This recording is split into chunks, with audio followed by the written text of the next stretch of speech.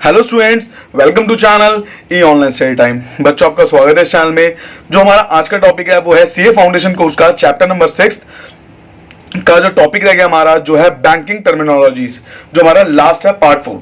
सो इस वीडियो को स्टार्ट करने से पहले मैं ये बोलूंगा, जिसने अब तक मेरे चैनल को सब्सक्राइब नहीं किया वो सब्सक्राइब कर ले और बेल आइकन दबा दे, जिससे क्या हो कि अगर मैं कोई भी वीडियो डालूं आपको टाइम पे नोटिफिकेशन मिल जाए। और अब तक जैसे मेरे इंस्टाग्राम को फॉलो नहीं किया है, जो इंस्टाग्राम आईडी आ रही है आपके सामने, उसको फॉलो कर ले। जैसे क्या अगर मैं कोई भी नोट्स वहां अपडेट्स दूंगा तो वहां से आप मेरे यूट्यूब चैनल में आ सकते हैं। हम जो स्टार्ट करते हैं, जो हमारा आज का टॉपिक है वो टर्मिनोलॉजीज, बैंकिंग टर्मिनोलॉजीज। सो बच्चों, इस चैप्टर को स्टार्ट करने से पहले मैं आपसे बताना चाहूंगा, जो हमारी बैंकिंग टर्मिनोलॉजी है वो काफी चीजों को डिफाइन करती है। जैसे आपको पता होगा, बैंक जैसे हम बैंक का नाम सुनते हैं तो हमें दो तीन चीज तो याद आती है। सबसे पहले ध्यान रखना, इंटरेस्ट। देखिए, इंटरेस्ट क्यों याद आता है? मान लो कि अगर हम आज के टाइम पे हर बंदा, चाहे वो छोटे से बड़ा क्यों ना हो, चाहे बड़े से छोटा क्यों ना हो, वो हर बंदा ऑब्वियस सी बात है फाइनेंस चीजें करवाता है।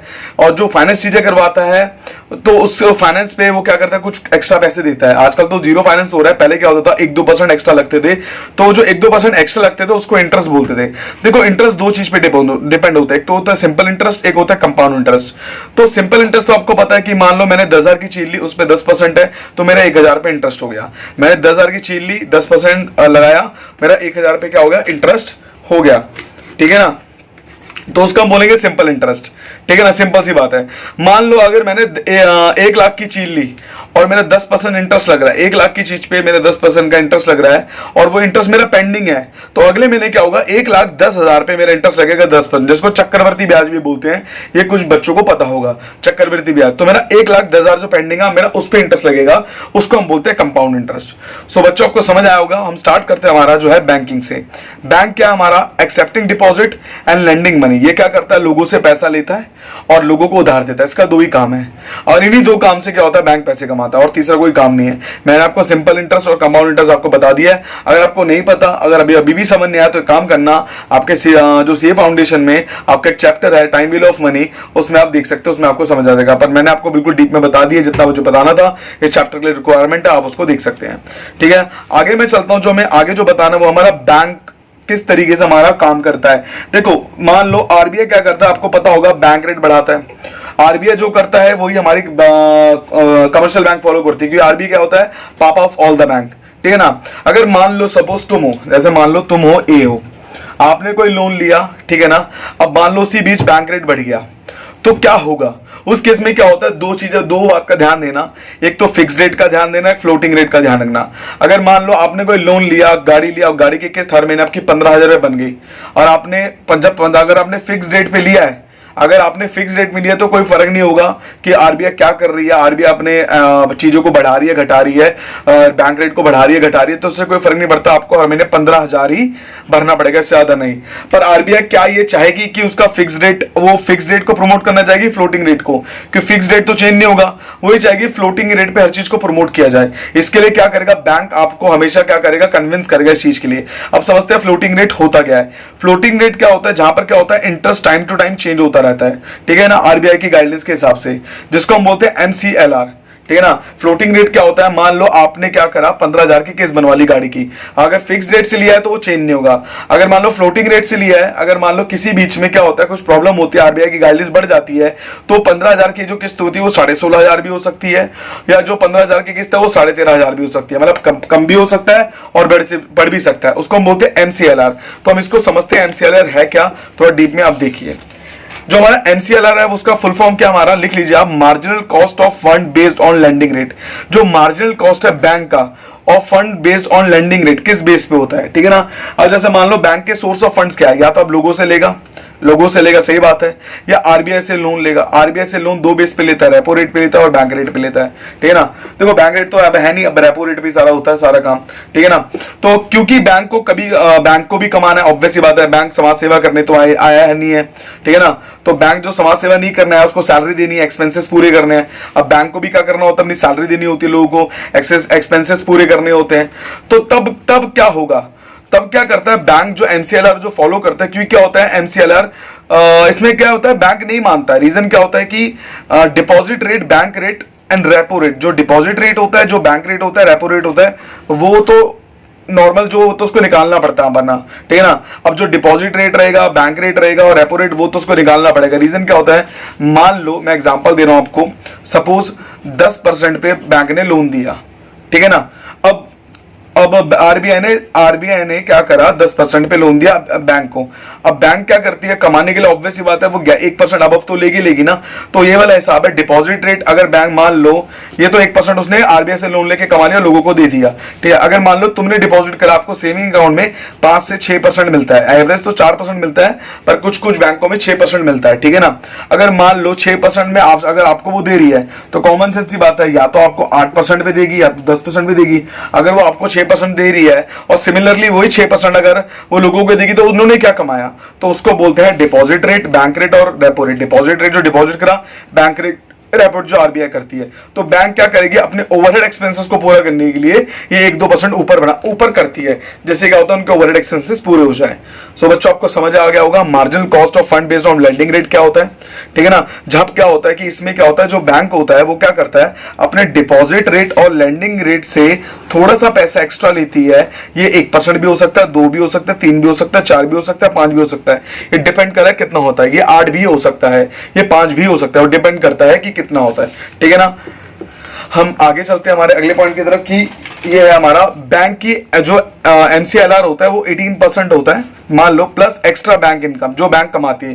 मान लो अगर 18% उससे जो वो नॉर्मल रेट पे दे रही है, जब हमारे को आरबीआई ने गाइडलाइंस इशू करी थी, अगर मान लो आरबीआई गाइडलाइंस इशू करती है, आरबीआई अगर गाइडलाइंस इशू करती है, कहती है कि हम अपना रेट चेंज कर रहे हैं, तो कितना चेंज करेगी, वो उतना चेंज करेगी जितना बैंक को कमाना होगा, ठीक है ना। अब आपने एक वर्ड पढ़ा होगा कि सिविल स्कोर, ठीक है ना। अब देखो सिविल स्कोर क्या होता है हमारा, अब देखो इसको हम समझते हैं ये क्या होता है। सिविल स्कोर क्या होता है, क्रेडिट रेटिंग कंपनी होती है जो क्या करती है, हमारा क्रेडिट बताती है। जैसे मान लो ए ने लोन लिया 10 लाख रुपए का, ठीक है ना, और इसने नहीं दिया, तो इसका सिविल स्कोर डाउन हो जाएगा। अब मान लो फ्यूचर में कहीं लोन लेने जाएगा तो उसको नहीं मिलेगा। तो मान लो ए ने बजाज से लोन लिया और इसने बजाज को नहीं दिया, पर अगली बार ये होम क्रेडिट से लोन ले जा रहा है, तो होम क्रेडिट क्यों मना कर रहा है, सिर्फ सिविल स्कोर की वजह से। क्योंकि क्या करती है बजाज वाले ना, सिविल स्कोर कंपनी में फोन करके बोलते हैं इस फलाना बंदे ने, ए ने क्या करा, मेरा लोन नहीं दिया, जिसकी वजह से क्या होगा, हमारे नुकसान हो गया। तो एक काम करिए, आप इसका अपलोड कर दीजिए सारे डॉक्यूमेंट जैसे अपलोड होते हैं, जब आप कोई होम क्रेडिट से लोन ले जाते हैं तो आधार कार्ड पैन कार्ड लिंक होता है, जिसकी वजह से क्या होता है, आपका चीजें वहां पर शो होता है कि आपने किसी का लोन नहीं दिया, जिसकी वजह से आपका सिविल स्कोर डाउन दिखाता है, आपको लोन नहीं मिलता है। चीज समझ आई, कोई डाउट है इसको? तो ये जो कंपनी है ये इसको बोल देगी और इसको चढ़ा देगा, ठीक है ना। अच्छा, बोरोवर जो रहेगा फिक्स्ड मांगेगा हमेशा। देखो पहले ये क्या होता है इसको समझते हैं, बोरोवर फिक्स्ड मांगेगा हमेशा क्या है। इसमें क्या होता है कि मान लो कि जो बोरोवर जो भी लोन लेता है वो क्या होता है, फिक्स चीजें मांगता है कि यार मैं अगर कोई चीज ले रहा हूं तो मेरे को हमेशा क्या रहे, फिक्स्ड इंटरेस्ट पे ही मिले। तो इसीलिए क्या करता है, सिविल स्कोर जो हमारा होता है फिगर फिक्स्ड पे फिक्स्ड क्यों मांगता है वो, क्योंकि रीजन क्या होता है, फ्लक्चुएट में उसको नुकसान होता है। फ्लक्चुएट में वो ये हमेशा डर रहेगा कि यार मेरा जो प्राइस है वो बढ़ तो नहीं गया। इसमें क्या होता है, मैंने सिविल स्कोर इधर क्यों बताया कि मान लो फिक्स्ड और फ्लोटिंग की वजह से मैंने बताया, अगर वो फिक्स्ड रहेगा तो उसका सिविल स्कोर इंपैक्ट नहीं रहेगा, उसको पता है मुझे हर महीने इतने पैसे निकालने हैं। फ्लक्चुएटिंग में क्या होता है, उसका सिविल स्कोर डाउन हो जाता है, तो इसीलिए वो क्या करेगा, फिक्स्ड मांगेगा हमेशा। पर बैंक वाले उसको हमेशा कन्विंस करते हैं कि एक आप काम करिए, बैंक वाले उसको बोल देंगे आप एक काम करिए, हमसे आप फ्लक्चुएट ले लीजिए, हम आपको कुछ शर्तें लगा देते हैं, कुछ बेनिफिट्स दे देते हैं। वो बेनिफिट्स क्या क्या है, जो सबसे पहला जो बेनिफिट है उनको देते हैं lock in period. Lock in period क्या मेथड होता है, उसमें ये बोलते हैं कि काम करिए, स्टार्टिंग की 3 साल आप फिक्स ले लीजिए, उसके बाद फ्लक्चुएट कर लीजिए। अब तब कस्टमर को डर लगता है, यार भाई ये तो नहीं हो रहा कि 3 साल तक रेट नहीं बढ़ने वाले, उसके बाद रेट बढ़ जाएंगे, तभी बैंक वाले हमारा फुद्दू काट रहे हैं, एक काम करते हैं रहने दे भाई, हम नहीं ले रहा। तो ये होता है कि यार मैं नहीं ले रहा भाई, तो भैया मेरे को मत बोल। तो इसकी जो डेफिनेशन है 6.18 पेज में गिवन है, वो मैं पढ़ के बता दूंगा कि क्या, ये आपको समझ आ गया होगा। 3 साल तक फिक्स है, 3 साल के बाद वो कह रहा है फ्लक्चुएट हो जाएगा। अब जो दूसरा एक और मेथड क्या है, वो बंदा मना कर देता है, भाई मुझे नहीं चाहिए। अब दूसरे में क्या होता है, जो कैप है, कैप क्या हमारा, अगर फ्लक्चुएट भी होता है, अगर मान लो उसने बोला कि 3 साल तक फिक्स्ड है, फ्लक्चुएट है, अगर फ्लक्चुएट भी होता है तो कितना होगा वो पूछता है। अगर वो बैंक वाला बोलता है फ्लक्चुएट भी होगा तो हद मार के 5% ऊपर होगा, इससे ऊपर नहीं होगा, मतलब मैक्सिमम रेंज को सेट कर देते हैं। अगर फ्लक्चुएट भी होता है देन बता दीजिए मैक्सिमम 14%, इसके बाद अगर मान ले अगर 14% के अगर मान लो 5% से ऊपर हो जाता है, मान लो इसका मतलब क्या है कि अगर मान लो ये 18% है, 18 से 23%, 23% के अगर ऊपर होता है, अगर मान लो जैसे इसमें 14% लिखा हुआ है, मैं मान लो एग्जांपल 23% का दे रहा हूं, अगर इसके बाद क्या होगा, 23% अगर ऊपर होता है तो हम 23% ही रखेंगे फिक्स्ड, इसके ऊपर नहीं जाएंगे, टर्म्स एंड कंडीशन लगा देते हैं। तो मतलब कैप में क्या होता है कि अगर फ्लक्चुएट होता है तो हम इसमें भी फिक्स बता देते हैं कि आप इसके ऊपर नहीं जाएंगे। तो ये बात है। तो लॉक इन पीरियड की डेफिनेशन क्या है, हम थोड़ी लॉक इन पीरियड की डेफिनेशन पढ़ लेते हैं। एक मिनट, ये देखिए लॉक इन पीरियड की डेफिनेशन क्या है, it is the period during which interest rate will be fixed and after this period they will be become fluctuating. कि इसमें क्या होता है कि इंटरेस्ट रेट फिक्स्ड हो जाता है एंड आफ्टर दैट क्या होता है, फ्लक्चुएट हो जाता है, जैसे मैंने बताया 3 साल के बाद। कैप में क्या होता है, if it is fixed, if it is fluctuate then it will be fixed after a certain point of time, कि उसके बाद वो कर ही देंगे फिक्स्ड, ठीक है ना। तो ये है आपका। चलो मैं डेफिनेशन एक बार पढ़ लेता हूं आपके लिए। ये पेज नंबर 6.18 है, आप देख सकते हैं। ये रहा lock in period, a guarantee given by the lender that there will be no change in the quoted mortgage rates for a specific period of time which is called the lock in period. तो ये definition क्या थी कि इसमें guarantee दी जाती है given by the lender that there will be no change in the quoted mortgage rate, कोई चेंज नहीं होगा स्पेसिफिक पीरियड ऑफ टाइम तक, जिसको हम लॉक इन पीरियड बोलते हैं, ठीक है। जो दूसरा पॉइंट था हमारा क्या था, कैप। कैप का मतलब क्या होता है, ये रहा कैप की डेफिनेशन ये रही 6.16 में।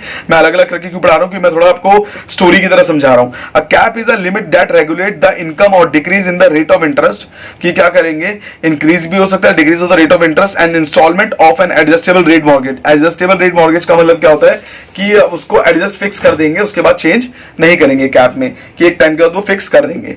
आगे हम चलते हैं।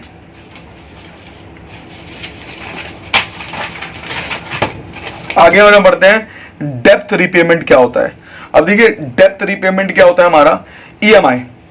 अब देखिए आपने एक ईएमआई करवाई, आपने फोन फाइनेंस कराया, आपने एक ईएमआई ली, ड्यू डेट पे आपने उसको पेमेंट कर दी। अब आपने जब ड्यू डेट पे उसको पेमेंट कर दी तो क्या हो गया, आपने डेप्थ को रीपेमेंट कर दिया। पर लोन से रिलेटेड कुछ भी चार्जेस हो गया, कोई एक एक चीज आपने रिपेड कर दी, आपने सारी ईएमआई पे कर दी, चार्जेस पे कर दिए, A to Z पे कर दिया, उसको डेप्थ रिपेमेंट बोलते हैं, ठीक है ना। आगे हमारा डेप्थ रिकवरी। अब डेप्थ रिकवरी क्या होता है, अगर मान लो रिकवरी एजेंट, आपको पता है आजकल के फैंसी रिकवरी एजेंट को क्या बोला जाता था, गुंडा। एक टाइम पे बोला था ना, बंदे घर में आते थे, पिक्चरों में देखा, घूसे घूसे मार के पैसे छीन लेते, दे दमादम, दे घूसे दे लाद मार के पैसे छीन लेते। तो आजकल ऐसा नहीं होता, क्योंकि आरबीआई ने बोला कि भैया फोर्सफुली पैसे लेते थे। In today's time RBI guidelines ने बोला देखो भाई ये सब हटा दो, गुंडागर्दी कर दो। क्योंकि क्या होता था, बंदे क्या करते थे, सुसाइड कर लेते थे, फिर केस हो जाता था, धमकी हैरेसमेंट कॉल, वो केस चार्ज कर देता था। जिसकी वजह से आरबीआई ने बोला देखो भैया आगे से लोन वोन देने की कोई जरूरत नहीं है, इन जैसों बंदों को एक काम करो, आप अनसिक्योर्ड लोन मत दो, देना बंद कर दो, कोलेटरल रखो। अगर वो मान लो गिरवी रखो उनसे चीजें, जिससे क्या हो कि आप चीजों को बेच सके। कि आजकल क्या होता है कि बैंक वाले का क्या सिस्टम होता है, अगर रिकवरी सेल अलग होता है। अब रिकवरी सेल में क्या होता है, पहले से गुंडे नहीं बैठ रहे थे, लॉयर भी बैठे रहते हैं। लॉयर क्या करते हैं, पहले एक बार प्यार से बात करेंगे, दूसरी बार प्यार से बात करेंगे, तीसरी बार, चौथी बार, 5 बार करते हैं, जो इनकी जमीन गिरवी है इनको बेच दो, चलो फटाफट से बेच दो। या फिर आजकल क्या होता है कि अगर आपने बैंक के अगर किस्तें नहीं भरते तो आपको जेल भी हो सकती है, अगर आपने टाइम से नहीं भरी, तो ऐसा भी होता था, ठीक है ना। अब जैसे मान लो कुछ केसेस और होते थे, एक ए बंदा है, इसकी प्रॉपर्टी 1 करोड़ की है, इसने ए बैंक से लोन लिया, बी बैंक से लिया, सी बैंक से लिया। अब ऑब्वियसली तीनों बैंक से लिया, फिर बाद में कहता है मैं नहीं भर पाऊंगा। अब ये तीनों मिलकर थोड़ी प्रॉपर्टी बेचेंगे। अब ये देखा जाता है कि कौन कितने किस लेवल पे लेता है, अब इसमें क्या सिस्टम होता है कि मान लो एक को लेने थे 20 रुपए, इसको लेने थे 30 रुपए। अगर मान लो इसको लेने थे 20 लाख, इसको लेने थे 30 लाख, इसको लेने थे 50 लाख।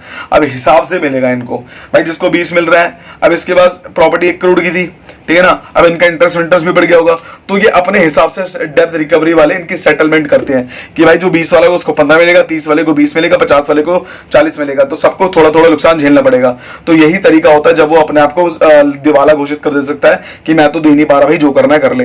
तो ये एक और केस होता है, ठीक है ना। आगे हम चलते हैं जिसको हम बोलते हैं डेप्थ सेटलमेंट। जो मैंने बताया भी डेप्थ सेटलमेंट था कि ये आपको पढ़ना पड़ेगा सीए के इंटरनल रिकंस्ट्रक्शन चैप्टर, उसमें पड़ेगा कि मान लो ए ने 10 लाख का लोन लिया, बैंक पैसे मांग रहा, भाई पैसे दे दे, नहीं जा जो कर रहा कर ले, नहीं दे रहा पैसे जा, बक मेरे पास 4 लाख लेना तो ले, मैं मत ले।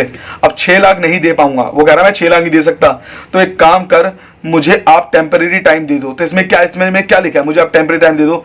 तो ए बोलता है देख मैं तेरे को मना नहीं कर रहा पैसे देने के लिए, अगर तो जबरदस्ती करा मैं दे नहीं पाऊंगा, देख मेरी भी गुडविल बनी हुई है मार्केट में, मुझे अगर तू थोड़ा टाइम दे सकता है, मुझे अगर तू थोड़ा टाइम दे सकता है तो मैं तेरे को बता रहा हूं कि मैं तेरे थोड़े टाइम के पैसे लौटा दूंगा, क्योंकि रीजन क्या, अभी मुझे प्रॉब्लम है। या तो मेरे काम का, मेरी कंपनी की तो इक्विटी ले ले गिरवी के नाम पे, जब उनके रेट बढ़ेंगे तू तो अपने पैसे मुझे दे दियो, या फिर उसको बेच के पैसे रख लियो, ठीक है ना। तो इस तरीके से उसने टाइम मांगा कि मैं एक्स्ट्रा चार्जेस भी दे दूंगा, जो तेरा लगेगा दे दूंगा टाइम, मुझे कुछ टाइम पीरियड दे दे, उस टाइम पीरियड में तंग मत कर, मैं तेरे को रिटर्न कर दूंगा सारे पैसे। तो बैंक के पास ऑप्शन नहीं बचता, बैंक बोलते हैं यार नुकसान से बढ़िया कि उसको टाइम ही दे दो तो बढ़िया रहेगा। तो बैंक इस केस में क्या होता है, टाइम भी दे देते हैं, तो उसका बोलते हैं डेब्ट को सेटलमेंट करना। या फिर क्या बोलता है भाई, चुपचाप 4 लाख रुपए लेगा और सेटल हो जाएगी, ये एक और तरीका है। 2 तरीके होते हैं कि सेटलमेंट केस ऐसे होते हैं कि पूरी पेमेंट नहीं होती, उस टाइम में आधी पेमेंट करके वो मान जाते हैं, ठीक है। अब हम आगे चलते हैं। आगे जो ये जो तीनों वर्ड की जो डेफिनेशन है वो मैं पढ़ देता हूं कि डेब्ट रिपेमेंट, डेब्ट लोन का भी काम करते हैं। अब बुक में आते हैं, देखिए पहले तो समझते हैं, पहले थोड़ा सा डी वाले समझते हैं। देखो थोड़ा सा मैं समझाता हूं, ये रहा।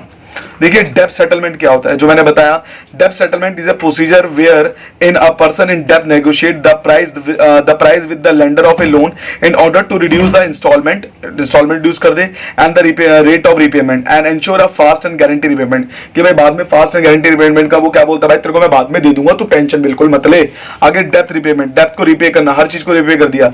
डेब्ट repayment is the total process repayment of ए डेब्ट along with the interest, sometimes the consolidations that is provided, it also included the debt repayment, कि भैया ठीक है मैं बाद में कंसोलिडेट करता हूं कि मैं जो तेरी पेमेंट है सारी हाथों हाथ कर रहा हूं, ठीक है ना। डेब्ट रिकवरी एजेंट वाले मैंने बता दिया था।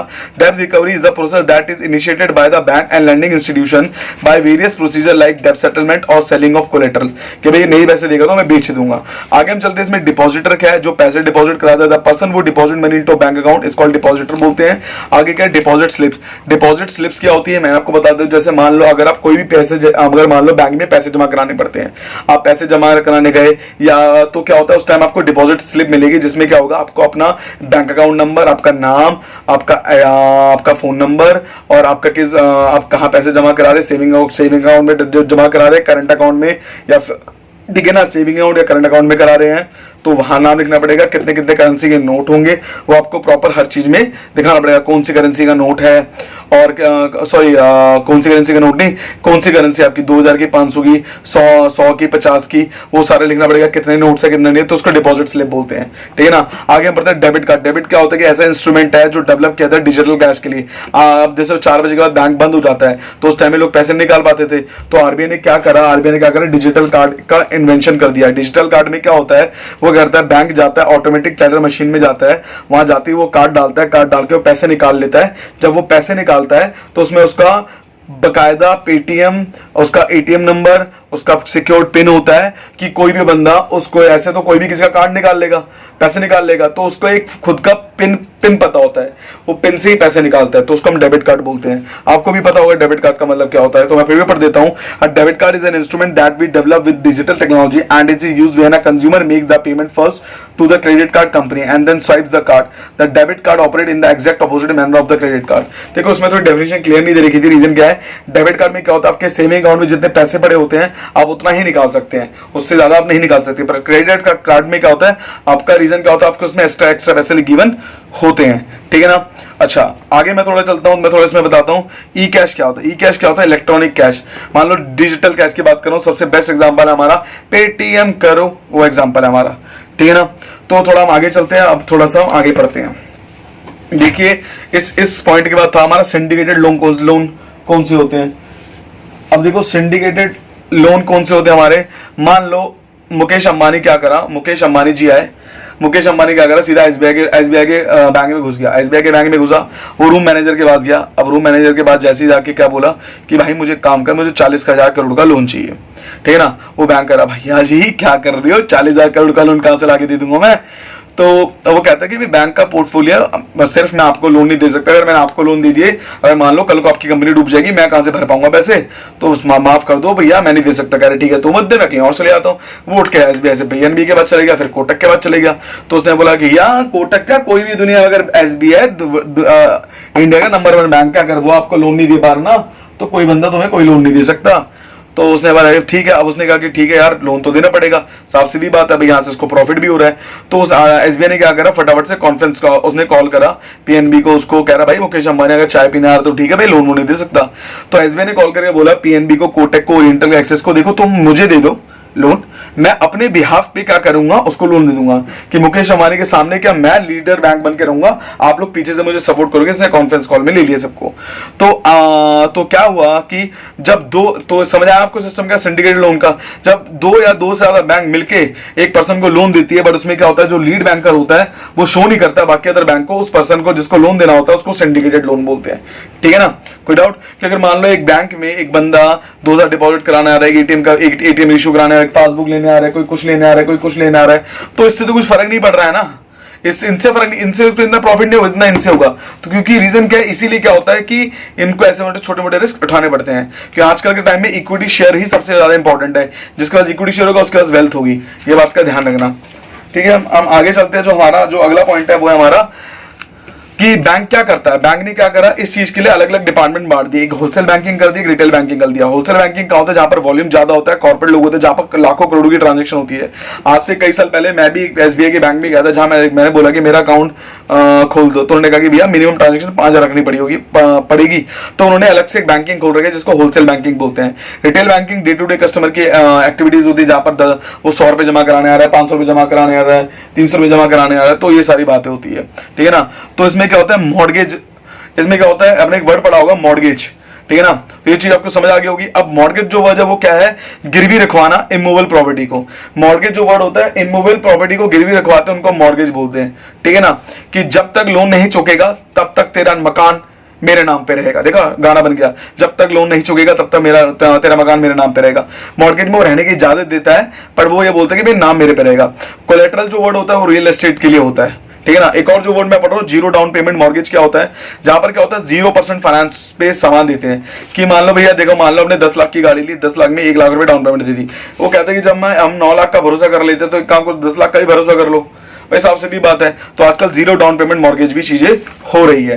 ठीक है ना, एक और वर्ड हम पढ़ते हैं अर्नेस्ट। अर्नेस्ट मनी क्या होती है, मान लो ए ने सी को बोला कि देख भाई मेरा तो घर ले ले 2 करोड़ रुपए का। ए ने सी को बोला मेरा घर ले ले तो 2 करोड़ रुपए का। एट प्रेजेंट मेरे घर में किराएदार रहता है जिसको 3 महीने का नोटिस दूंगा, उसके बाद वो छोड़ के चले आएगा, टेंशन की बात मत ले। बी कहता है ओके भाई मुझे भी 3 महीने का टाइम चाहिए था, मेरे पास अभी तो पैसे नहीं, मैं 3 महीने तक हो जाएंगे। ठीक है ना, अब इन दोनों के मन में डर क्या था, भाई यार अगर मैंने मान ले खाली करा लिया, उसने नहीं लिया तो मेरा तो किराएदार चले जाएगा। सी के मन में क्या डर था कि यार भाई यार अगर मान ले इसने घर नहीं बेचा तो मेरा तो सौदा खराब हो जाएगा। तो इन दोनों ने एग्रीमेंट टू सेल करा, जो अपने सेल्स ऑफ गुड एक्ट में पढ़ा होगा कि उन्होंने agreement to sell, sales of good में आपने पढ़ा ही होगा सारी बात एग्रीमेंट टू सेल के बारे में, कि इन्होंने बोला कि भाई एक काम कर, भाई हम दोनों को डर लग रहा है, एक काम कर भैया 2 करोड़ का मकान है, तो एक काम कर भाई 13 लाख रुपए मुझे बयाना कर दे। कितने, 13 लाख रुपए बयाना कर दे। तो इसने कहा ठीक है, इसने क्या करा 13 लाख रुपए बयाना कर दिया। जैसे इसने टोकन मनी दे दी, अगर मान लो सी घर नहीं लेता तो 13 लाख रुपए में टी फोरफिट हो जाएंगे। भाई ठीक है, टोकन मनी मेरे पास। अगर मान लो ए इसको वो बाद में बोलते कि मैं तेरे को घर नहीं देना चाहता, मैं तेरे को घर नहीं देने आता, तो सी क्या करेगा, कोर्ट में जाएगा, 13 लाख के 26 लाख रुपए निकालेगा, जो ये आजकल का रूल है भाई, डबल पैसे देने पड़ते हैं। ठीक है ना, तो इसको बोलते हैं अर्नेस्ट मनी। कोई डाउट है आपको, हम आगे चलते हैं। हमारा अब चेक की तरफ चलने से पहले हम इसके सारे जो डेफिनेशन को क्लियर कर लेते हैं। देखिए, हमें ई कैश पढ़ लिया, earnest money deposit. Earnest money deposit थोड़ा ऊपर कर लेता हूं मैं, ये रहा earnest money deposit. An earnest money deposit is made by the buyer to the potential seller of a real estate in the initial stages of negotiation of purchase. मैंने ये बताया था कि initial stage में क्या करता है, negotiation of purchase की बात करता है। अब early withdrawal penalty क्या होती है? An early withdrawal penalty is the basically penalty that is levied by a bank because of an early withdrawal of fixed investment by an investor. There can be several types of early withdrawal paid penalties like forfeiting the promised interest. Early withdrawal क्या होता है, मान लो आपकी FD थी, 10 साल की, आपने उसको 5 साल में मेच्योर करा ली, ठीक है ना, तो कुछ पेनल्टी लगती है उस पर, तो उसको अर्ली विड्रॉल पेनल्टी बोलते हैं। ठीक है ना। एक्सपायरेशन डेट क्या होता है, the term indicate that invalidity of financial document or instrument after a specific period of time. मान लो आपने क्या कहा, किसी को चेक इशू करा, ठीक है ना, अब आपके अकाउंट में पैसे नहीं है, अब वो एक्सपायर हो चुका है, आपकी ड्यू डेट आ चुकी है, आपने पैसे नहीं करे, तो उसका एक्सपायरी डेट बोलते हैं। ठीक है ना। एजुकेशन लोन क्या होता है, and education loan known as a student loan, उसको स्टूडेंट लोन बोलते हैं। Specially mean to provide for the borrower expenditure towards education, कि भैया हम चौथे बंदे को दे रहे हैं उसके एजुकेशन को पूरा करने के लिए। In the majority of countries, ज्यादा कंट्रीज में education loan trend to have low interest rate, ज्यादातर इसमें क्या होता है, लो इंटरेस्ट रेट होता है। The period of repayment also start after completion period of the loan, इसका रीपेमेंट का स्टार्ट होता है जब पूरा पीरियड खत्म हो जाता है, जब वो जॉब पे लग जाता है तब इसका पूरा सिस्टम स्टार्ट होता है, ठीक है ना। आगे हम चलते हैं, जो हमारा है पॉइंट है गारंटर। गारंटर क्या, guarantor is the creator of trustee who makes responsibility of the repayment of loan and it is also in some cases liable and equally responsible for the repayment loan। मान लो ये ए है, ए ने बोला कि ए ने क्या करा, फोन फाइनेंस कराया, इसने बी को गारंटी में रखा। अगर मान लो ए पैसे नहीं देता तो बी को हर चीज भरना पड़ेगा, इसको बोलते हैं गारंटर, ठीक है ना। तो मतलब गारंटर की हमेशा लगी रहती है। मैंने आपको कंपाउंड इंटरेस्ट के बारे में बता दिया है। कंपाउंड इंटरेस्ट क्या होता है, चक्रवर्ती ब्याज, ब्याज पे ब्याज। Compound interest is the interest that is compounded on a sum of money that is deposited. The compound interest, unlike simple interest, it is calculated by taking into consideration the principal amount and the accumulated interest। मतलब जो ब्याज plus असल उसका भी ब्याज लग जाता है, उसको बोलते हैं हम कंपाउंड इंटरेस्ट, ठीक है बच्चों। हम आगे चलते हैं, थोड़ा सा मैं कुछ टर्म्स और क्लियर करा देता हूं आपके हाथों हाथ। बैंक ट्रांसफर क्या होता है, अब balance transfer in the repayment of credit debt with the help of another source of sum, मैं थोड़ा बाद में बता देता हूं।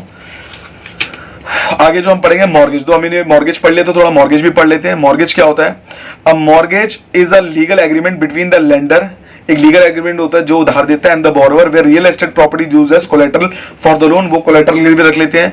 इन order to secure the repayment of डेब्ट according to the mortgage agreement, the lender of the loan is authorized to confiscate the property the moment the borrower stops paying the installment। भाई मान लो जब क्या होता है, जो उधार लेने वाला इंस्टॉलमेंट पे करना बंद कर देता है, तब वो उसको एक बार बोलता है, दो बार बोलता है, तीन बार बोलता है, भाई लो दे रहा है कि नहीं दे रहा, दे रहा है कि दे रहा। After the certain period of time वो क्या करता है, उसकी प्रॉपर्टी को बेच देता है, ठीक है ना।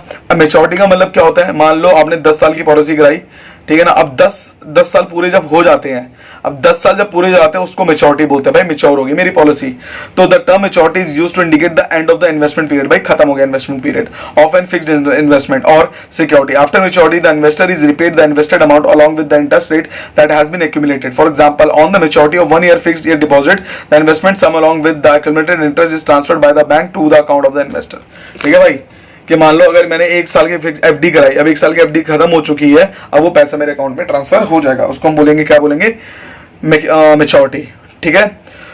आगे हम चलते हैं, अब आपको बताओ ओवरड्राफ्ट वाला उधार देना, ठीक है ना। It is a cheque or rather an amount of cheque, ठीक है ना, which is above the balance in the account of the payer. भाई यह चेक होता है या अमाउंट ऑफ चेक होता है जो ज्यादा होता है किससे, अमाउंट ऑफ पेयर से। मान लो मेरा करंट अकाउंट है, मैंने 20,000 का चेक दिया, मेरे अकाउंट में 10,000 रुपए थे जो मेरे खुद में, अब 10,000 कंपनी मेरी फिर भी चेक क्लियर हो गया तो मेरा 10,000 का ओवरड्राफ्ट हो गया, ठीक है ना। तो उसको बोलते हैं ओवरड्राफ्ट, एक्स्ट्रा पैसे करना, ठीक है ना। आगे हम पढ़ते हैं जो थोड़ा सा हमारा क्या है, होलसेल बैंकिंग। होलसेल बैंकिंग मैंने बता दिया, ये जो टर्म यूज हुआ था होलसेल बैंकिंग का, किस लिए हुआ था, is a term use for bank which offer services to a corporate entities, large institution and other financial institution. इसको बोलेंगे हमारा क्या बोलते हैं इसको, wholesale banking. Value at risk क्या था, मैंने बताया था, वॉर क्या था, the sum or portion of the value that is take off subject or to loss for the variation in the prevalent interest rate, कि थोड़ा सा रिस्क लेना, कि मान लो जैसे देखा होगा अभी सिंडिकेटेड लोन में उसने पूरा रिस्क लिया था, लीडिंग बैंक ने बाकियों ने, इसको बोलते हैं हम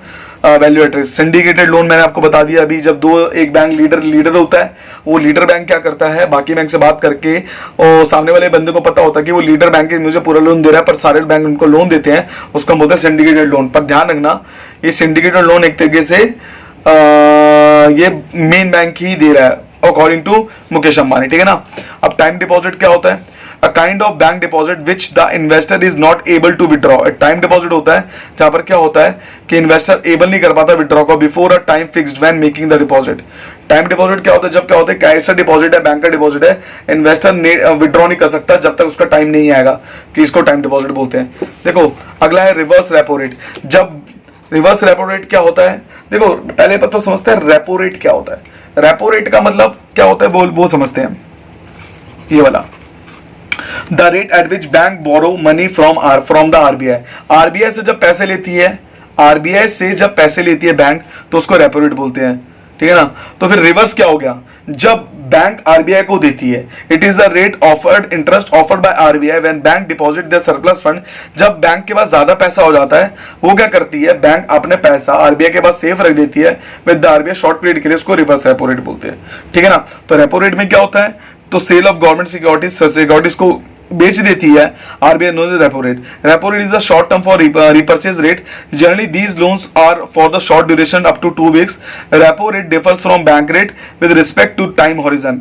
Repo rate is a short term measure and it refers to a short term loans. On the other hand, bank rate is a long term measure and is governed by the long term monetary policies of the RBI. ठीक है, आगे हम चलते हैं. जो हमारा आगे है वो है हमारा स्मार्ट कार्ड. स्मार्ट कार्ड कौन से होते हैं? Debit card, credit card with magnetic strips. Smart card possesses a computer chip which is used for data storage, processing and identification. सही बात है, जो स्मार्ट कार्ड होते हैं उसमें डेटा स्टोरेज होता है, हमारे सारे पिन्स और अधेर हो जाते हैं, अधेर पिन सारे जनरेट होते हैं, पिन जनरेट होते हैं, उसको हम स्मार्ट कार्ड बोलते हैं. ठीक है. जीरो बैलेंस अकाउंट क्या होता है? जनधन योजना आपको पता होगा, पहले मिनिमम बैलेंस रिक्वायरमेंट होता था, आजकल जीरो बैलेंस अकाउंट हो गया. जनधन योजना के बारे में बताया जाता है, इसमें ज्यादा कोई बात डिटेल्स के बारे में बात नहीं की जाती. जो आपको पता होगा पहले लोग क्या करते थे, अकाउंट खुलवाते थे तो मिनिमम बैलेंस रखना पड़ता था. आजकल क्या होता है, जीरो बैलेंस पे सारे अकाउंट खुल जाते हैं, तो उसको बोलते हैं जीरो बैलेंस अकाउंट. तो जीरो डाउन पेमेंट मॉर्गेज क्या होता है? जैसे मैंने आपको बताया ना कि zero down payment mortgage is a type of mortgage given to a buyer which does not make any down payment while borrowing. The mortgage buyer borrows the amount at which entire purchase, for example Jan Dhan account. ठीक है, तो इसमें क्या होता है, अब आपको क्या करना पड़ता है, जनधन अकाउंट में क्या होता है, आपको कुछ पैसा नहीं रखवाना पड़ता, आपकी लायबिलिटी होगी है, तो ये ऐसा आपकी लायबिलिटी भी नहीं है, सॉरी, आपको जीरो अकाउंट में कुछ करना भी नहीं पड़ रहा. पैसे रखो ना रखो तो आपके अकाउंट में पैसे अकाउंट मेंटेन रहेगा, कि पहले ऐसा नहीं होता था. ठीक है ना, तो ये मैंने आपको क्लियर कर दिया. हम आगे चलते हैं हमारा कुछ आगे वर्ड्स की तरफ. आगे देखेंगे आप कि हमारा चेक क्या होता है. अब देखो, चेक से मैं आपको मतलब समझा दूं. हर बच्चा बोलेगा सर मुझे पता है, मुझे पता है, मुझे पता है, मुझे पता है. बेटा मुझे भी पता था, ठीक है ना, मैं फिर भी आपको पढ़ा रहा हूं. देखो नेगोशिएबल इंस्ट्रूमेंट क्या होता है. ये नेगोशिएबल इंस्ट्रूमेंट, पहले इंस्ट्रूमेंट को समझते हैं. इंस्ट्रूमेंट होता क्या है? तरह गाना बजाना नहीं, गिटार नहीं, कुछ नहीं. इंस्ट्रूमेंट होता क्या है? रिटन डॉक्यूमेंट होता है on basis of which rights obligation transfer. एक ऐसा डॉक्यूमेंट जिसमें हमें राइट्स को ट्रांसफर कर दिया. ठीक है ना, ये सील्ड डीड है, इसमें टाइटल हमारी शिफ्ट होती है. मैंने बोला ये मैं पेंसिल दे रहा हूं एक बच्चे को, तो मैंने बेच दी 2 रुपए, उसने मुझे बेच दी, भैया 13 होगी पेंसिल. मैंने लीज पे दे दी पेंसिल. ठीक है ना, मैंने पेंसिल को लीज पे दे दिया. अब इसमें टाइटल ट्रांसफर नहीं करा, इसमें ऑक्युपाइड कर लिया उसने. जब लीज खत्म होगा मुझे पेंसिल वापस कर देगा. ठीक है ना, ex right to title occupied. Gift भी क्या है, हमारा इंस्ट्रूमेंट हो गया. भाई मैंने दे दिया उसको, मेरा थोड़ी अब उसका हो गया. ठीक है ना, तो इंस्ट्रूमेंट का मतलब समझ आ गया आपको. एक ऐसा रिटन डॉक्यूमेंट जिसमें हम कहते हैं राइट और ऑब्लिगेशन को ट्रांसफर करते हैं. अब है नेगोशिएबल इंस्ट्रूमेंट. नेगोशिएबल इंस्ट्रूमेंट क्या होता है?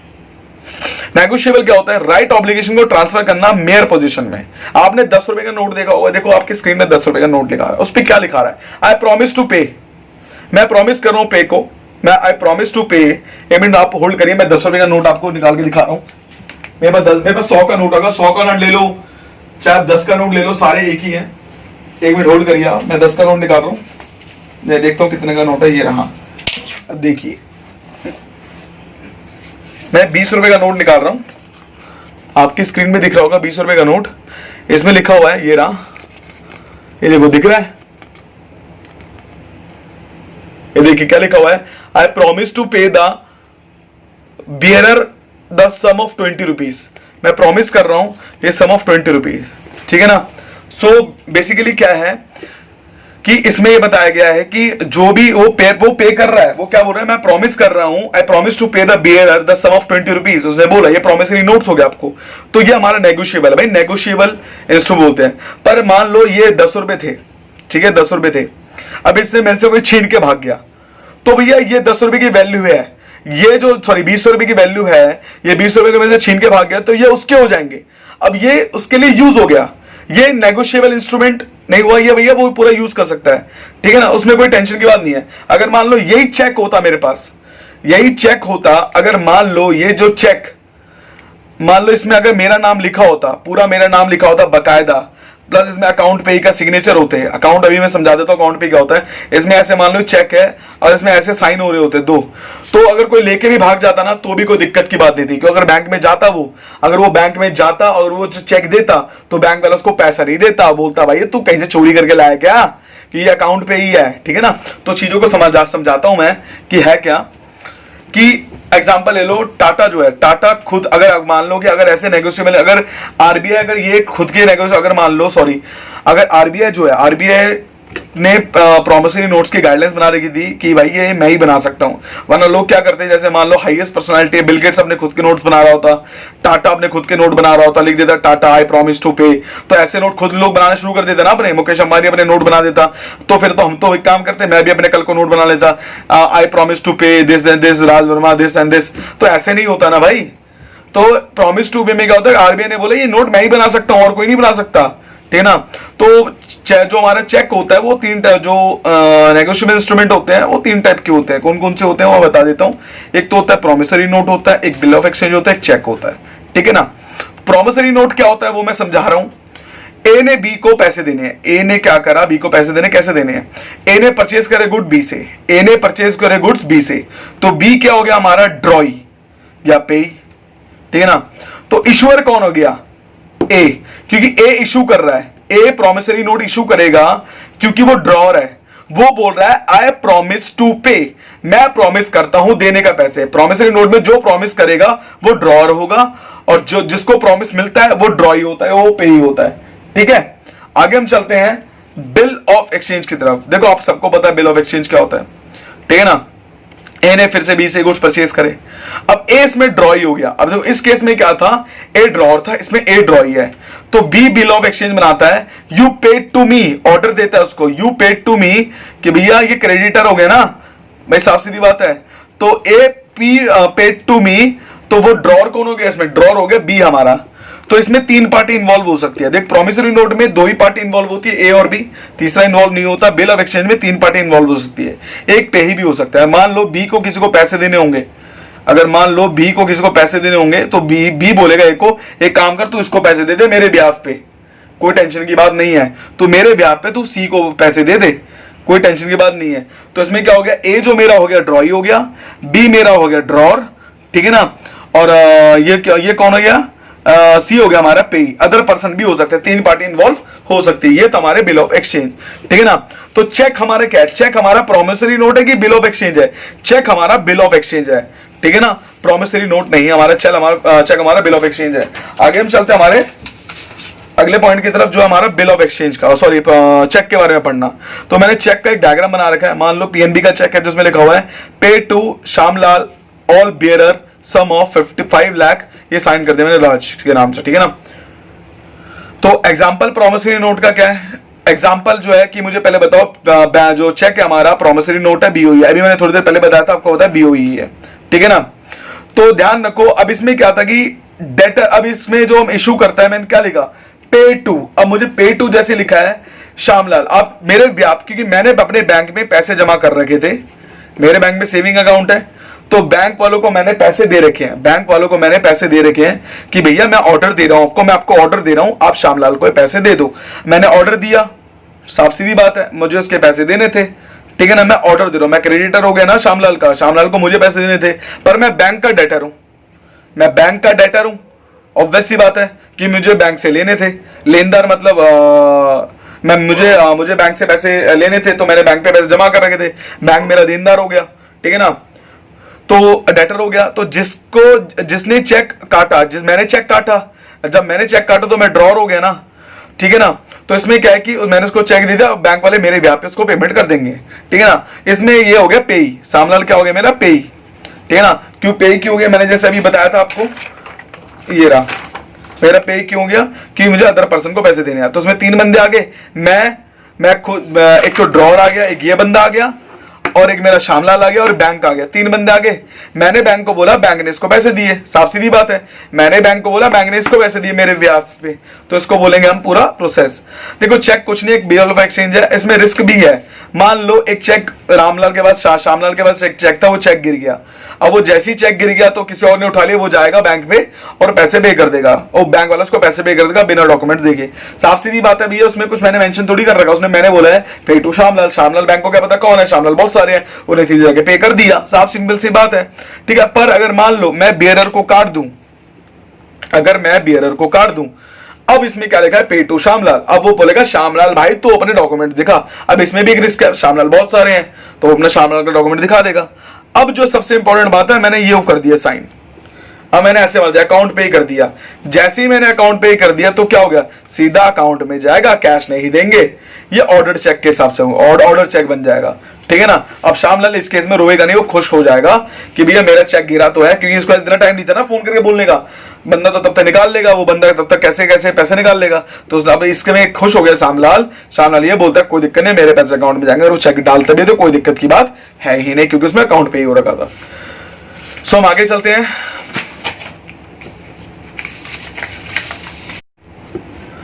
अब देखिए जो राहुल है उसका जो अकाउंट है वो एसबीआई में, उसको किसी से पैसे लेने थे, उसको पीएनबी का चेक मिल गया। अब जो उसको पीएनबी का चेक मिला तो वो क्या करेगा, अब वो क्या करा, उसने अपने बैंक में जमा करा दिया। अब शाम को बैंक की बैठक बैठती है, सारे जैसे हम दोस्त यार बैठते हैं ना, तो बैंकों की बैठक बैठती है शाम को, ठीक है ना। तो उसमें क्या होता है, जो पीएनबी का जो चेक था, पीएनबी वाला और एसबीआई वाले आमने सामने बैठेंगे, ठीक है ना।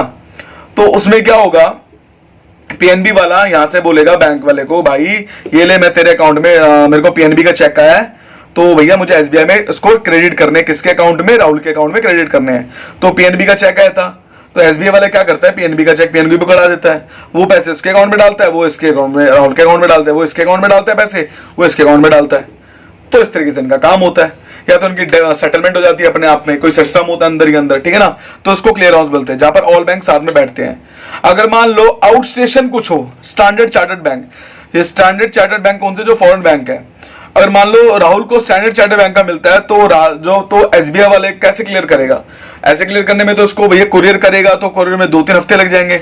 तो ऐसा होता था पहले, तो आरबीआई ने इसको सबको खत्म कर दिया, भाई इसको खत्म कर, ये सिस्टम बड़ा क्लियर हाउस का बेकार है। अब मैं करता हूं ई क्लियर हाउस। ई क्लियर हाउस में क्या होता है, एक बारकोड होता है, हमारे चेक में बारकोड होता है। कभी अपने पापा की चेकबुक देखना, उसमें साइन मत करना, बस बारकोड देख लेना, वो बारकोड को स्कैन करता है, सारी इंफॉर्मेशन आती है, वो विद इन अ 1 डे आज क्लियर हो जाता है, ठीक है ना। तो ये होते हैं ट्रंकेटेड चेक्स, जो ई क्लियरिंग हाउस में होते हैं, इनको बोलते हैं ट्रंकेटेड चेक्स। जब हम चेक्स के बारकोड को स्कैन कर लेते हैं, उनको बोलते हैं ट्रंकेटेड चेक्स, ठीक है ना। आजकल फिजिकली कुछ नहीं हो गया, सब खत्म हो गया, ठीक है ना। एक्सपायरी डेट मैंने बता दिया, एक लिमिट होती है, उस लिमिट के मैच्योरिटी के बाद वो फाइनेंशियल इंस्ट्रूमेंट क्या होता है, वो खत्म हो जाता है, तो उसको हम बोलते हैं डिसऑनर हो गया, ठीक है ना, खत्म हो गया। आगे हम चलते हैं हमारी डिपॉजिट स्लिप्स की तरफ। देखिए डिपॉजिट स्लिप्स क्या होती है, आपको पता है, पेन स्लिप्स होती है, मैंने बता दिया।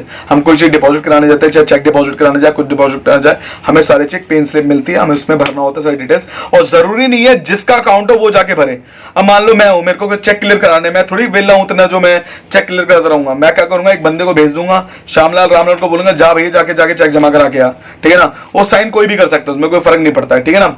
अब देखो बाउंस चेक क्या होता है, आपके अकाउंट में इंसफिशिएंट फंड है, मान लो आपके अकाउंट में 5,000, आपने 10,000 का चेक काट दिया, तो आपका चेक बाउंस हो जाएगा, कि आपके पास इंसफिशिएंट फंड था, या आपके साइन गलत हो गई, डेट गलत डाल दी, कोई भी अदर फैक्टर उसकी वजह से बाउंस होता है, ठीक है ना। पहले बाउंस चेक का कोई लॉ नहीं था, पहले बाउंस चेक होते थे। आज का अगर बाउंस चेक करते हो, अगर आपके बाद आप पे कोई केस कर देता है, अगर आप पे कोई केस कर देता है, अगर आप वैलिड रीजन नहीं दे पाते, तो क्या होता है, आपको 3 महीने की जेल भी हो सकती है, ठीक है ना। इस चेक बाउंस के केस में है। अब देखो कैशियर चेक क्या होता है, कैशियर चेक क्या होता है, मान लो आप बैंक के पास गए, आपने बैंक को 6,000 रुपए दिए, हम एसओएल की स्कूल ऑफ ओपन लर्निंग की डीडी बनाते थे, अपने बैंक को 6,000 रुपए दिए, वो बैंक वाला क्या करता है, यूनिवर्सिटी को हम लेके सीधा यूनिवर्सिटी में सबमिट कर देते, वो डीडी होता था, उसको हम कैशियर चेक बोलते हैं। उसमें क्या होता है, जो बैंक होता है वो ऑब्लिगेशन लेता है कि भाई मैं पैसे दूंगा, आपने मुझे प्री पेमेंट कर दिया। अब बैंक चेक में क्या होता है, हम पोस्ट पेमेंट करते हैं, इसमें क्या होता है, कैशियर चेक में हम प्री पेमेंट करते हैं, ठीक है ना। चेक में क्या होता है, हमारे पैसे बाद में करते हैं, हम चेक पहले इशू कर देते हैं। इसमें क्या होता है, हम पहले पैसे देते हैं, ड्राफ्ट वाला हमारा पैसे को बाद में क्लियर करवाते हैं, क्योंकि हम तो ड्राफ्ट तो कैसे ही बनवाते हैं, तो एक टाइप का डीडी होता है। पुराने टाइम पर उसको चेक कैशियर चेक बोलते थे, आज के टाइम में उसको डीडी बोलते हैं, डिमांड ड्राफ्ट, ठीक है। तो हमें तो डिमांड ड्राफ्ट ही पढ़ना है, हमें तो डिमांड ड्राफ्ट नहीं पढ़ना ना, हमें कैशियर चेक पढ़ना है, तो कैशियर चेक में ध्यान देना। तो जो सबसे मोस्ट इंपॉर्टेंट जो पॉइंट आ गया हमारा, लेटर ऑफ क्रेडिट। तो इससे पहले हम कुछ डेफिनेशन को क्लियर कर देते हैं लेटर ऑफ क्रेडिट से पहले। अब देखिए मैं थोड़े डेफिनेशन को क्लियर कर रहा हूं। ये जो मेरा है, ये हमारा आगे क्लियर, हाँ ये रहा। देखो कैशियर चेक मैंने बता दिया, the cashier cheque is drawn by a bank, the cashier check is drawn by the bank on its own name to make payments other organization, bank, corporation or even individuals। मैंने बता दिया किसकी ब्याज पे। Cash reserve क्या होता है, जो बैंक अपने पास रखता है। The cash reserve is the total amount of cash that is present in the bank account and can also be withdrawn immediately. कभी भी रिजर्व में निकाल सकते हैं, ठीक है ना, जो कैश रिजर्व पड़ा होता है, जितना भी हमारे पास पड़ा होता है, ठीक है ना। सर्टिफिकेट ऑफ डिपॉजिट क्या होता है, the certificate of deposit is a certificate of saving deposit that promise the depositor the sum bank along with appropriate interest. क्या होता है कि मान लो अगर हमने बैंक में पैसे रखे हैं और हमें क्या होता है, हमें अप्रोप्रिएट इंटरेस्ट मिलेगा ही मिलेगा, तो 4% जो 5% बैंक बोलता है इसको हम सर्टिफिकेट ऑफ डिपॉजिट बोलते हैं। चेक क्या होता है, नेगोशिएबल इंस्ट्रूमेंट है जो बैंक इंस्ट्रक्ट करता है to pay a particular amount of money from the writer bank to the receiver of the cheque. अगर हम लोग किसी को चेक पकड़ाते हैं और हमें क्या मिलता है, हमें उसके ब्याज पे क्या मिलता है, पैसे मिलते हैं, उसको हम बोलते हैं चेक। ठीक है ना, तो एक तरीके से नेगोशिएबल इंस्ट्रूमेंट है, उसके ब्याज पे उनको पैसे मिल जाते हैं, उनके अकाउंट में ट्रांसफर हो जाते हैं। देखो क्लियरिंग क्या होता है, क्लियरिंग क्या होता है, clearing of a cheque is basically a function that is executed at the clearing house. या क्लियरिंग हाउस पर मैंने बोला क्लियर बैठती है उन लोगों की। When all the amount of the cheque is subtracted from the payee account, मतलब कि जो मान लो कि ए ने चेक काट के दिया बी को कि भाई तेरे अकाउंट में पैसे आ जाएंगे 6000 का, तो ए के अकाउंट में से डिडक्ट करके बी के अकाउंट में डालना, ये सारा क्लियरिंग हाउस में होता है। ठीक है ना, तो subtracted from the payee when all the amount of the cheque is subtracted from the payer account and then added to the payee account, payee account के ऐड करके पेयर अकाउंट में लेस कर देते हैं, तो ये सारा क्लियरिंग होता है। ये होता क्या है, सारा क्लियरिंग हाउस में होता है, ये मैंने आपको सारा बता दिया है। ठीक है ना, अच्छा इसमें मैंने बता दिया तो बाउंस चेक क्या होता है, जब हमारे पास इनसफिशिएंट फंड होता है तो bounce cheque is nothing but an ordinary bank cheque that any bank can refuse to encash और pay because of the fact there is no sufficient finances in the bank account of the originator or drawee of the check or the same of the valid reason, वही पैसे नहीं होता है। अच्छा अब हम पढ़ते हैं इसमें बैलेंस ट्रांसफर क्या होता है, किसके अकाउंट में बैलेंस ट्रांसफर करना किसी और सोर्स से। ठीक है ना, उसको बैलेंस ट्रांसफर बोलते हैं। बैंक अकाउंट पता है आपको क्या होता है, बंदे ने बैंक अकाउंट खुलाया और उसको चेक मिलता है, पासबुक मिलता है, अपने अकाउंट में डिपॉजिट कर सकता है। बैंक रेट क्या होता है, जो सेंट्रल बैंक फिक्स करता है उसको बैंक रेट बोलते हैं, और कमर्शियल बैंक उसी बैंक रेट पे लोगों को पैसे उधार देती है। ठीक है ना, उसको बोलते हैं बैंक रेट, उसको डिस्काउंटेंस भी होता है। ठीक है ना, ये हमारा था। अच्छा बेसिस पॉइंट क्या होता है, मैंने आपको स्टॉक में बताया था, एक 1% के वन जो स्टॉक होता है किसके 100 बेसिस के बराबर होता है, ये मैंने आपको बता दिया था। इसमें ब्रिज फाइनेंसिंग अभी थोड़ी देर में पढ़ेंगे, ब्रिज फाइनेंसिंग क्या होता है। ठीक है ना, तो हम थोड़ा सा आगे देखते हैं। ऑटोमेटिक टेलर मशीन क्या होता है, और जो एटीएम मशीन को ऑटोमेटिक टेलर मशीन बोलते हैं, ये आपको पता ही होगा, ये इसमें ज्यादा जानकारी देने की कोई जरूरत नहीं है। ऑटोमेटिक क्लियरिंग हाउस कौन सा होता है, an automated clearing house is a nationwide electronic clearing houses that monitor and administrators by the process of check and fund clearance between banks के बीच में होता है सारा। it is an electronic system that minimize the human work, electronic system है जो कि human work के minimize करता है, and the process of clearance it distributes credit and debit balance automatically, ये क्या करता है, distribute करता है credit and debit balance automatically। ठीक है ना, ये ज्यादा कोई मुश्किल नहीं है, सारे आसानी है। एन्युटीज क्या होता है, हमें टाइम पे पैसे देना, और हमारे ड्यूज होते हैं उसको एन्युटीज बोलते हैं। किस फिक्स इंटरवल में देना है, इमीडिएट में देना है, वेरिएबल में देना है, सेमी एनुअली 6 महीने में, या क्वार्टरली या मंथली या एनुअली, मंथ में एक बार, इसको हम बोलते हैं। ठीक है ना, आगे हम चलते हैं। जो हमने जो फर्स्ट पॉइंट पढ़ना था एक्सेप्टेंस क्या होता है वो मैं थोड़ा बता दूं आपको, अभी 2 मिनट रुकिए आप।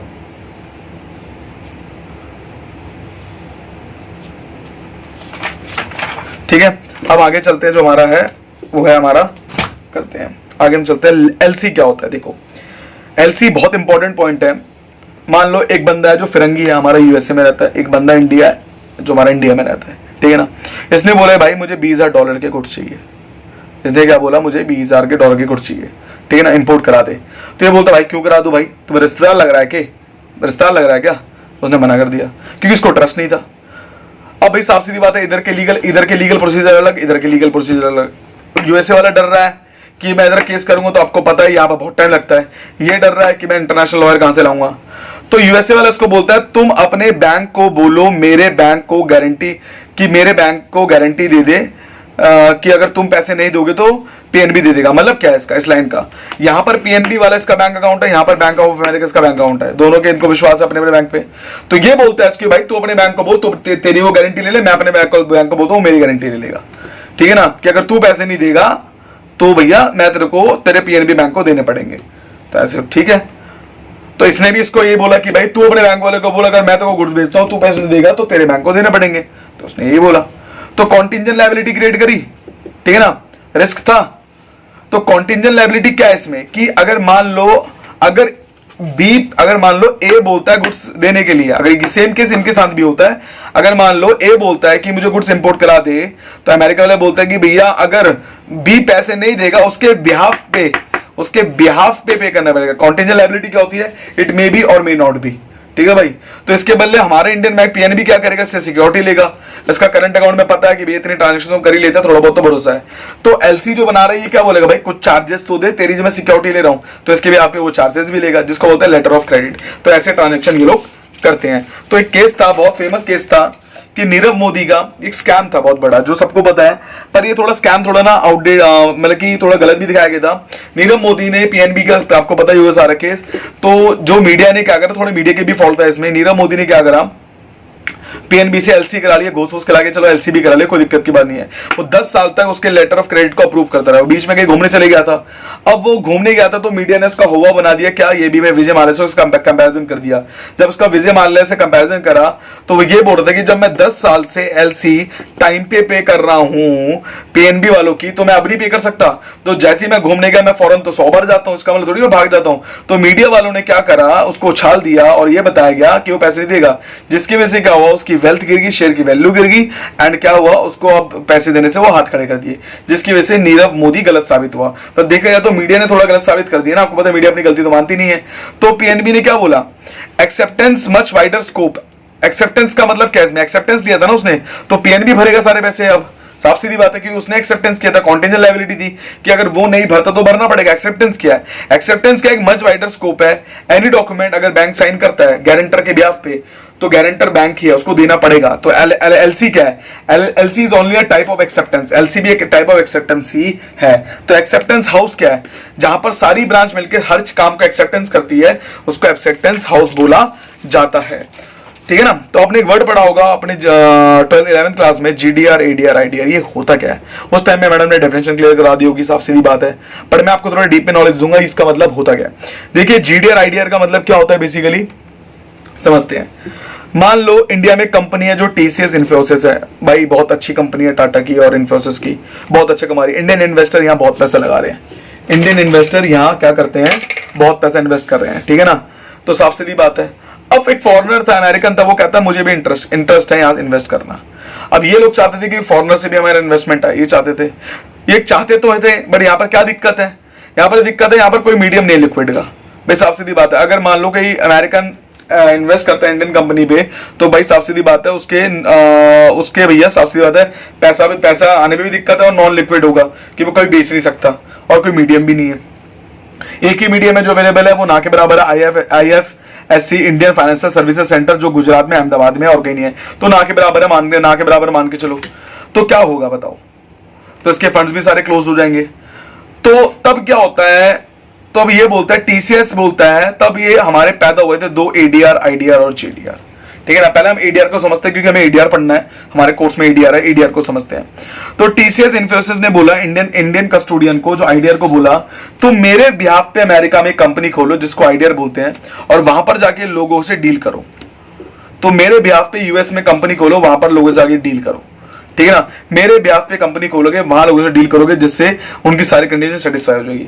सिमिलरली क्या करना, अमेरिका वालों को अगर करना, इंडियन इन्वेस्टर अगर अमेरिका का कंपनी में इन्वेस्ट करते थे तो उन्होंने एडीआर खोला। ठीक है ना। अब जो एडीआर खोला उन्होंने, साफ सीधी बात है, इंडिया में एडीआर खोला, सेम टू सेम। तो यहां पर क्या होते थे, इन्होंने डिपॉजिटरी पार्टिसिपेंट्स खोले। डिपॉजिटरी जो पार्टिसिपेंट्स खोले, जो क्यों खोले, जहां पर क्या था, इंटरनेशनल ओवरसीज वाले भी इसमें हमारे इन्वॉल्व हो सके। अगर अमेरिका वाले अगर इन्वेस्ट करते हैं हमारी इंडियन कंपनी में यहां पर, तो ऑब्वियस सी बात है उसको एडीआर बोलेंगे।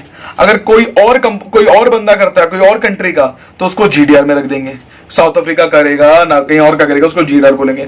तो आईडीआर बोलता है कि इंडियन कस्टोडियन बोलता है मुझे क्या फायदा है, तो ये बोलते हैं भाई मैं शेयर रखवा दूंगा, तुम मेरे ब्याह पे सिक्योरिटी इशू कर दो। मैं शेयर रखवा दूंगा, तुम मेरे ब्याह पे क्या करो, शेयर इशू करवा दो। ठीक है ना। तो इंडिया में इस तरीके से काम होता है एडीआर जीडीआर का। ठीक है। अब समझ आया कि क्या काम होता है बेसिकली। तो इसमें क्या होता है, शेयर इशू होता है, 4 पार्टी इन्वॉल्व होती है, कंपनी, इन्वेस्टर और बाकी जो बाहर के लोग। मतलब अगर मान लो अमेरिकन को अगर शेयर खरीदने होंगे इंडियन के, तो आईडीआर के थ्रू खरीदेगा। आईडीआर वाला क्या करेगा, शेयर इशू करेगा, तो वो जाके इसके थ्रू शेयर इशू खरीदेगा। अगर कोई और कंट्री को जाके खोलना है अमेरिका के अलावा, तो जीडीआर में आके करेगा, वो जीडीआर के थ्रू खरीदेगा। ठीक है ना। इस तरीके से सारा काम होता है। तो अभी हम पढ़ते हैं एडीआर आईडीआर के बारे में। उससे पहले हम लास्ट पॉइंट कर ले। अब जैसे मान लो कोई कंपनी है, एक बंदा है, उसने बोला कि भाई मुझे 50 करोड़ का लोन चाहिए भाई 4 मंथ के लिए। शॉर्ट टर्म लोन था, अप्रूवल कर दिया, अप्रूवल कर सकता है वो सिंपली, ठीक है ना। तो उसने उसको रिटर्न भी कर दिया। उसने क्या करा, उसने बोला कि भाई अभी मेरे को जो मेरा काम रुका हुआ है, मेरे को 50 करोड़ मिलेंगे, मैं तो रिटर्न कर दूंगा, ठीक है ना। तो उसने क्या करा, साफ सीधी बात है, उसको 130 करोड़ रुपए आए, उसको बहुत सारे पैसे आए। उसने क्या करा, फटाफट से बैंक का लोन चुका दिया, उसने बैंक को पूरे लोन पकड़ा दिए, रिटर्न कर दिए, ठीक है ना। अब उसने दोबारा बैंक से लोन मांगा, बैंक को बोला भाई मुझे 500 करोड़ का लोन चाहिए। वो कहता भाई पागल हो गया क्या, 500 करोड़ कहां से दूंगा। कह रहा भाई मेरे में गुर्दा था, मैं अप्रूवल कर सकता था सिर्फ 50 करोड़ का, 500 करोड़ का तुम्हें 2 महीने का टाइम लगेगा, ठीक है भाई, कि छोटा मोटा लोन नहीं है, मैं टाइम लगेगा, क्योंकि इतनी यार्डस्टिक्स फॉलो करनी पड़ेगी, साफ सीधी बात है। कह रहा 2 महीने टाइम लगेगा। अब ये बंदा बोलता है भाई नहीं, अगर तू नहीं दे सकता तो मैं कहीं और जगह ले लूंगा। अब वो बंदा कह रहा है क्या करूं, समझ नहीं आ रहा। कह रहा तेरे को अभी कितनी जरूरत है। वो कहता है अभी मुझे 50 करोड़ की जरूरत है। कहता है अभी एक काम कर, तो मेरे से 50 करोड़ का लोन ले ले, बाद में मैं तो जब तक को जरूरत पड़ेगी तब मैं करवा दूंगा। उसने क्या करा, 50 करोड़ का लोन ले लिया थोड़े टाइम के लिए। अब उसके बाद उसने उसका जो काम था 1-1.5 महीने के अंदर उसने उसको बाकी लोन करा के दे दिया, कितने था, 500 450 करोड़। तो क्या होगा, एक फाइनेंस के साथ दूसरे फाइनेंस जोड़ दिया। इसको बोलते हैं ब्रिज फाइनेंसिंग। क्या बोलते हैं, ब्रिज फाइनेंसिंग। तो ये चीज मुझे समझानी थी, ब्रिज फाइनेंसिंग क्या है। सो मैं आपको करा रहा हूं, आगे देखिए आप। हम जो बाकी रिमेनिंग पॉइंट पढ़ते हैं। एक्सेप्टेंस मैंने बता दिया कि कैसे होता है, कि acceptance is which is known as the banker acceptance is the sign of instrument. जब वो साइन करता है, नीरव मोदी वाले केस में बताया ना, वो साइन करा उसने, इसमें उसने जब साइन करा कि मैं उसके ब्याह पे, पीएनबी के ब्याह पे लोन दूंगा, एक्सेप्टेंस मैंने आपको बता दिया। एक्सेप्टिंग हाउस क्या होता है, जहां पर सारे चीजों को एक्सेप्ट करके सारे काम को करा जाता है, ठीक है ना। तो an accepting house is a banking or finance organisation that specialises in the service of acceptance and guarantee of BOE. This organisation specialises in 2 prominent functions, that is facilitating the different negotiable instrument and merchant banking. इसमें क्या होता है, सारे negotiable instrument and merchant banking को सारे को use किया जाता है। अगला अकाउंट बैलेंस का मतलब पता होता है कितना बैलेंस है अकाउंट में, अक्रूड इंटरेस्ट, जितना इंटरेस्ट आपका रह गया है। एडमिनिस्ट्रेटिव क्या होता है, जिस रेट में आरबीआई क्या करता है, जैसे administrative rate are the rate of interest which can be change contractually by lender. कभी भी चेंज कर सकते हैं उसको। In some cases the rate can be charge by the depositor and also by the payee. कोई भी change कर सकता है। The law and provision the monitor the concept and administrative rate differ in each jurisdiction. Obviously बात है, administrative क्या होता है, वो डिपेंड करता है कि कभी भी किसी भी तरीके से चार्ज होता है। जो मैंने आपको स्टार्टिंग में बताया था, आरबीआई एमसीएलआर कभी भी कुछ भी चार्ज कर सकता है आरबीआई के गाइडलाइंस के हिसाब से। एडीआर मैंने आपको बता दिया। अभी एडीआर क्या होता है, American depository receipt known as ADR which are equal to specific number of share of company that have issued in a foreign country. ADR receipts are traded only in United States of America. Similar mechanism exists for other countries also. Other countries क्या करती है, ADR में, sorry GDR में, ठीक है ना। ये मैंने आपको बता दिया था। जो हमारे बाकी रह गए थे, इसमें हमारा कौन सा पॉइंट रह गया है, हमारे का ब्रिज फाइनेंसिंग मैंने बता दिया कि छोटे लोन्स लेकर उस टाइम में पूरा कर देना, फिर सेकंड लोन दे देना जो रिमेनिंग के लिए, उसको बोलते हैं bridge financing. Also known as gap financing. Bridge financing is the loan where the time of cash flow between a short term goal and the long term loan is filed. Bridge financing begins at the end of the time period of the first loan and at with the start time period of the second loan. Thereby bridging the gap between the two loan is known as bridge financing. उस gap financing भी बोलते हैं इसको, ठीक है ना। आगे आपको मैंने सारा बता दिया ब्रिज फाइनेंसिंग क्या होता है, ये भी मेरा क्लियर हो गया। अब देखिए मैंने आपके सारे डाउट्स क्लियर करा दिए। अब जो मेरे छोटे मोटे पॉइंट रह गए वो क्या रह गए मेरा, ये रहा इंस्टॉलमेंट कॉन्ट्रैक्ट क्या होता है। अगर हम मान लो किसी इंस्टॉलमेंट लेते हैं तो उस टाइम में एक कॉन्ट्रैक्ट बनाते हैं, इसको इंस्टॉलमेंट कॉन्ट्रैक्ट बोलते हैं। इंटरेस्ट रेट क्या होता है, इंटरेस्ट रेट कितना लगेगा, 1%, 2%, 3%, 4%। तो उस हिसाब से क्या होता है, मान लो हमारी 10,000 की इंस्टॉलमेंट है, हमने 2 साल का 10% लगाया, तो मेरा कितना हो गया, 11,000 रुपए का मुझे भरना पड़ेगा। 11,000 की मैं 10 किस्त करा लूंगा, 1100 रुपए हर महीने देना पड़ेगा। इसको बोलेंगे इंटरेस्ट रेट, ठीक है ना। तो इंटरेस्ट रेट हमारा 100 रुपए हर महीने जा रहा है। इंटरनेट बैंकिंग पता है, हम ई बैंकिंग के थ्रू कोई भी काम करते हैं और हमें फिजिकली जाना नहीं पड़ता, कस्टमर कहीं पर भी रह के काम कर सकता है, उसको इंटरनेट बैंकिंग बोलते हैं। लेटर ऑफ क्रेडिट मैंने आपको बता दिया था क्या होता है, नीरव मोदी वाला एग्जांपल कि डॉक्यूमेंट इशू होता है on the behalf of bank, bank बोलते हैं कि मैं पे करूंगा, तो आपको उसके बिहाफ उस चीज की गारंटी लेता है इंटरनेशनल ट्रांजैक्शन के लिए, तो उसको बोलते हैं letter of credit. Market value क्या आती है, market value is the value the demand of consumer and the supply of manufacturer decided the price of commodity or services. The market value is in the equilibrium point on the supply and demand graph where the demand and supply curve meet. The market value is the decided on the basis of the number of people who demanded a commodity and the number of commodities the seller are capable of selling. सही बात है, market value मतलब साफ सीधी बात है, जहां पर equilibrium point meet करता है उसको डिमांड वैल्यू बोलते हैं।